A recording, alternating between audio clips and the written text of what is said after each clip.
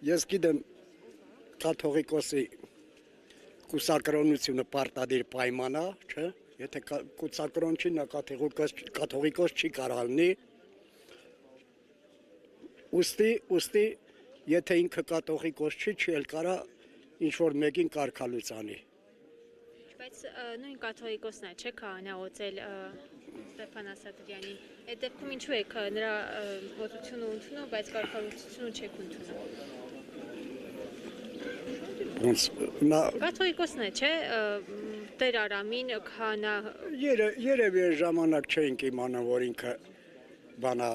կուսակրոն չի, ինքը ներողություն արտահայտությանը շնացած է։ Հիմա որ գնան վեհարանը վեհափառից, այսպես ասած, ազատագրելու, հա, ինչպես Նիկոլ Փաշինյանն է ասել, դուք եք գնալու։ Պետք է ազատագրվի վեհարանը, պետք է ազատագրվի վեհարանը վեհին, չէ՞։ Պետք է ազատագրվի, անպայման պետք է եկեղեցին ազատագրվի։ Ու այսօր ոչ թե պայքարական ինչ որ հոգևորականի կամ կաթողիկոսի դեմ, եկեղեցու դեմ, այսօր պայքարը շնացած եկեղեցականների դեմ։